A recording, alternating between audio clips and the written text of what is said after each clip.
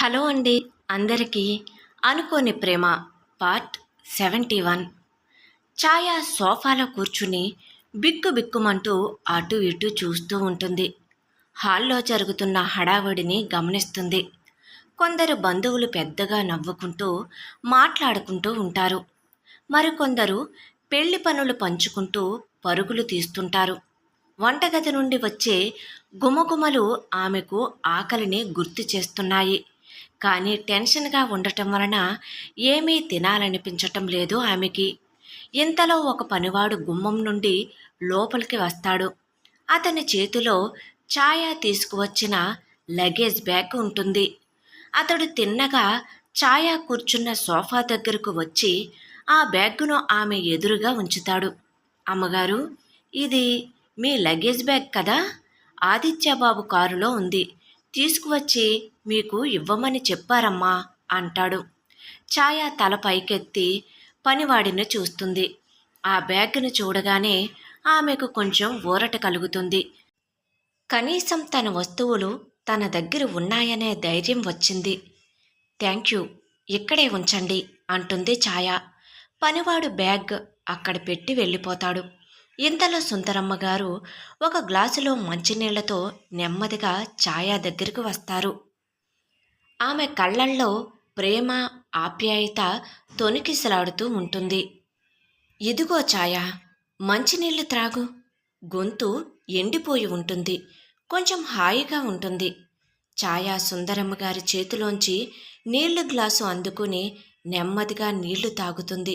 సుందరమ్మ గారు చూపుతున్న ప్రేమకు ఆమె గుండె కొంచెం తేలిక అనిపిస్తుంది. ఛాయ ప్రక్కనే ఆమె లగేజ్ బ్యాగ్ను చూసిన సుందరమ్మ గారు, అమ్మా ఛాయ, నువ్వు నీ బ్యాగ్ తీసుకుని ఆదిత్య రూమ్కి, అదే మీ రూమ్లోకి వెళ్ళు. ఫ్రెష్ అయ్యి కాసేపు ఇద్దరూ విశ్రాంతి తీసుకుని అప్పుడు నెమ్మదిగా క్రిందకి రండి. నా మాట విను తల్లి, వెళ్ళు అంటారు సుందరమ్మ గారు. సుందరమ్మ గారు మాటలు వినగానే ఛాయ ఒక్కసారిగా షాక్ అవుతుంది. ఆదిత్యతో కలిసి ఉండాలా? ఒకే రూంలోనా?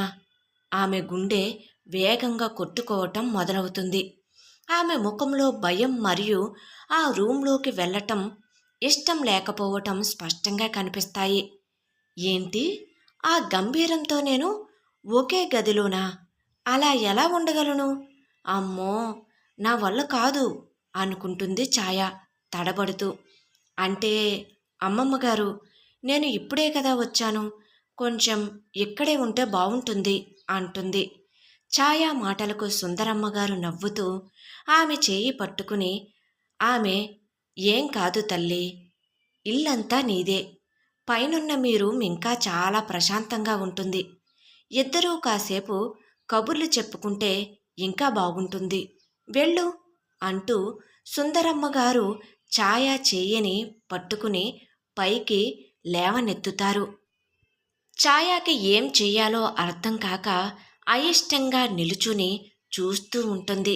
ఇంతలో ఇందాక ప్రశ్నల వర్షాన్ని కురిపించిన ముగ్గురు నలుగురు ఒకే గుంపుగా కలిసి రావటంతో, బాబోయ్, ఇక్కడే ఉంటే మళ్ళీ నా పని అవుట్, ఛాయ తప్పదు మరెక అని తనలో తాను గొనుక్కుంటుంది. తన ప్రక్కన ఉన్న లగేజ్ బ్యాగ్ను చేతికి అందుకుంటుంది. సరే ఛాయ, ఇక నువ్వు వెళ్ళు, నాకు కొంచెం పనుంది, ఏం కావాలన్నా నాకు చెప్పు అని సుందరమ్మగారు అక్కడి నుండి వెళ్ళిపోతారు. ఛాయ అయిష్టంగానే తన లగేజ్ బ్యాగ్ను చేతితో పట్టుకుని ఆదిత్య గది ఉన్న మెట్ల వైపు అడుగులు వేస్తుంది. మెట్ల అంచులకు చేరుకుంటున్న కొద్దీ ఆమె గుండె కొట్టుకోవటం వేగం పెరుగుతుంది. ప్రతి మెట్టుపై వేసే ప్రతి అడుగు ఆమెకు ఒక పరీక్షలా ఉంటుంది. ఆమె అమాయకమైన చూపులు ఆందోళనతో నిండి ఉంటాయి. ఛాయ తన లగేజ్ను తీసుకుని రూమ్ డోర్ వైపు అడుగులు వేస్తుంది. నెమ్మదిగా డోర్ ఓపెన్ చేసి లోపలికి తనకి తెలియకుండానే కుడి కాలు పెట్టి అడుగు పెడుతుంది. రూంలోకి వెళ్ళిన ఛాయ కళ్ళు ఒక్కసారిగా ఆశ్చర్యంగా చూస్తూ ఉండిపోతాయి. ఆ సమయంలో ఆదిత్య అప్పుడే ఫ్రెష్ అయ్యి బాత్రూమ్ నుండి తడి జుట్టును వేళ్లతో దువ్వుకుంటూ బయటకు వస్తూ ఉంటాడు. అతడు తన నడుముకు ఒక టవల్ను మాత్రమే చుట్టుకుని ఉంటాడు. అతని కండలు తిరిగిన శరీరంపై నీటి చుక్కలు మెరుస్తూ ఉంటాయి. ఛాయా కళ్ళు ఒక్కసారిగా అతనిపై నిలిచిపోతాయి. ఆమె కనుబొమ్మలు ముడుచుకుంటాయి. అమ్మ బాబోయ్! ఇదేంటిది? ఈయన అసలు బట్టలు వేసుకోకుండా కేవలం టవల్తో తిరుగుతున్నాడు. కొంచెం కూడా సిగ్గు లేకుండా అని ఆమె ముఖం ఎర్రగా మారుతుంది. వెంటనే తన రెండు చేతులను తన ముఖానికి అడ్డు పెట్టుకుని వేగంగా వెనక్కి తిరుగుతుంది. వెనక్కి తిరిగిన ఛాయ, ఇదేం మనిషి, కొంచెం కూడా మర్యాద లేదా? ఇలాంటి ఆయనతో నేను ఎలా ఉండాలి దేవుడా అని గొనుక్కుంటుంది. తలుపు దగ్గర వెనకకి తిరిగి ఉన్న ఛాయాను చూసిన ఆదిత్య ఆశ్చర్యపోతాడు. ముఖం దాచుకుని వెనక్కి తిరిగి ఉండటం అతనికి కొంచెం వింతగా అనిపిస్తుంది. ఆదిత్య కొంచెం ఆశ్చర్యంగా, ఏమైంది మీకు? ఎందుకు అలా వెనక్కి తిరిగి నిల్చున్నావు అంటాడు. ఛాయ అప్పటికే వెనక్కి తిరిగే ఉంటుంది. ఆమె నెమ్మదిగా వెనక్కి తిరుగుతూ తన ముఖాన్ని అడ్డుగా ఉంచుకుని చేతి వేళ్ల సందుల్లో నుంచి చూస్తూ, మీరు కొంచెం బట్టలు వేసుకోండి, ఇలా టవల్తో తిరగటం ఏమీ బాగోలేదు అంటుంది. ఛాయా మాటలు వినిన ఆదిత్య ఒక్కసారి తన వేషధారణ చూసుకున్నప్పుడు అర్థం చేసుకుంటాడు. అతడు కూడా కొంచెం సిగ్గుగా ఇబ్బంది పడతాడు. ఓహ్, సారీ అంటూ ఆ పక్కనే ఉన్న మరొక టవల్తో తన దృఢమైన శరీరాన్ని కనిపించకుండా కప్పుకుంటాడు. ఇప్పుడు చూడండి అంటాడు. అప్పుడు ఛాయ తన ముఖంపై ఉన్న చేతులను తీస్తుంది. కొంచెం సిగ్గుతో తలదించుకుంటుంది. వేరే వాళ్ళ రూంలోకి వచ్చేటప్పుడు డోర్ నాక్ చేసి రావాలని కనీసం తెలియదా?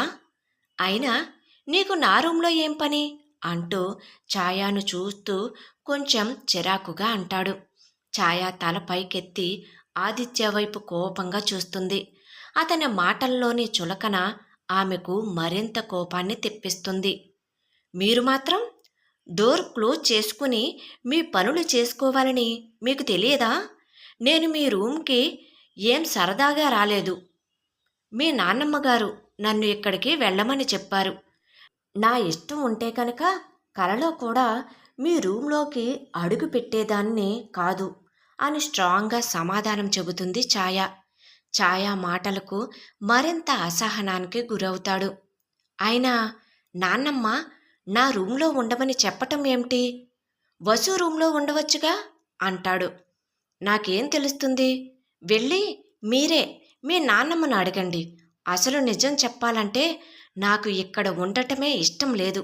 మీతో కలిసి ఒకే గదిలో ఉండాలంటే వికారంగా ఉంటుంది అంటుంది ఛాయ విసుగ్గా. ఛాయ కళ్ళు కోపంతో ఎర్రబడతాయి. అసలు ఏంటి నీ ప్రాబ్లం? నేను టవల్తో ఉంటే తప్ప? నా రూంలో నేను నా ఇష్టం వచ్చినట్లు ఉంటాను అంటాడు. నాకేంటి? మీరు టవల్తో తిరిగినా టవల్ లేకుండా తిరిగితే నాకేంటి? మీ నాన్నమ్మగారు చెప్పారు కాబట్టి వచ్చాను. అయినా ఈ లంకంత కొంపలో ఒక చిన్న గెస్ట్ రూమ్ కూడా లేదా? ఉంటే నేను అందులోనే ఉందును అంటుంది. ఆదిత్య నిట్టూర్పు విడిచి గదిలో అటు ఇటు తిరగటం మొదలు పెడతాడు. ఉంది, గెస్ట్ రూమ్ ఉంది. కానీ నాన్నమ్మ ఎందుకు మిమ్మల్ని ఇక్కడికి రమ్మన్నారు? నాకు అర్థం కావటం లేదు అంటాడు.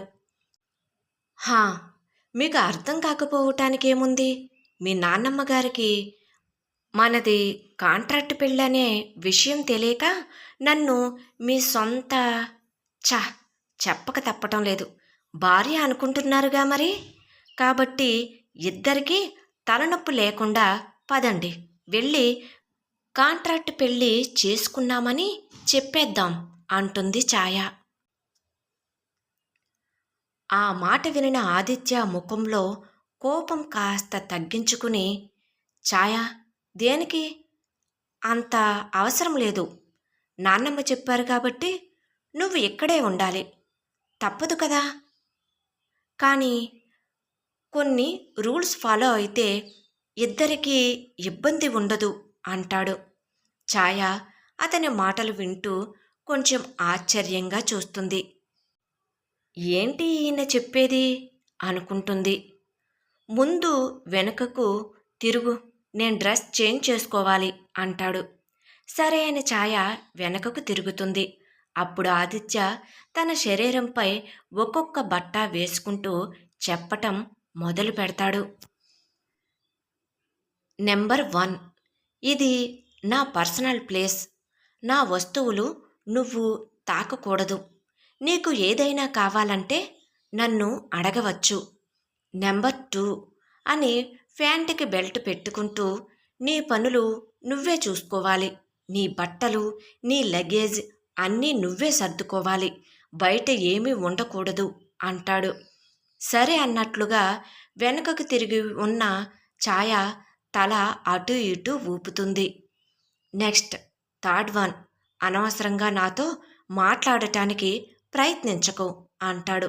మాకు నీతో మాట్లాడడం తప్ప వేరొక పని లేదు మరి అని తిట్టుకుంటుంది.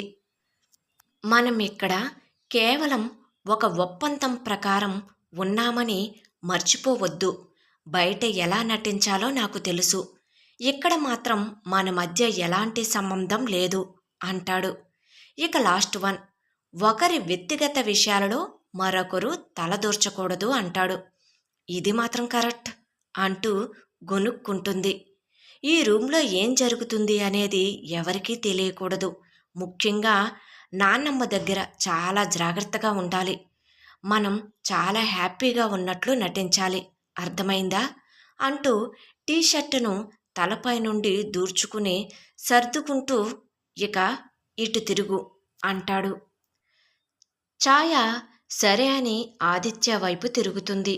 మళ్ళీ 2 చేతులతో కళ్ళు మూసుకుని అది గమనించిన ఆదిత్య, నువ్వు ఎక్స్పెక్ట్ చేసేది ఏం లేదిక్కడ, ఇక చేతులు తీయొచ్చు అంటాడు కోపంగా.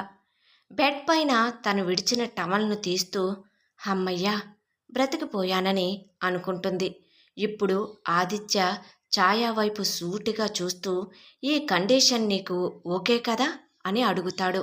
ఆ సమయంలో అతని ముఖంలో ఎలాంటి చనువు ఉండదు. కేవలం ఒక రకమైన అధికార ధోరణి మాత్రమే కనిపిస్తుంది. అనుకోని ప్రేమ కథ కొనసాగుతుంది. కథ నచ్చినట్లయితే తప్పకుండా లైక్ చేయండి. ప్లీజ్ దయచేసి సబ్స్క్రైబ్ చేసుకుని ఎంకరేజ్ చేయగలరండి. చాలామంది చదువుతున్నారు కానీ సబ్స్క్రైబ్ చేసుకోవడం లేదండి. కథ ఎలా ఉంది అనేది కామెంట్ సెక్షన్లో తెలియజేయడం మాత్రం మర్చిపోవద్దండి. Thank you.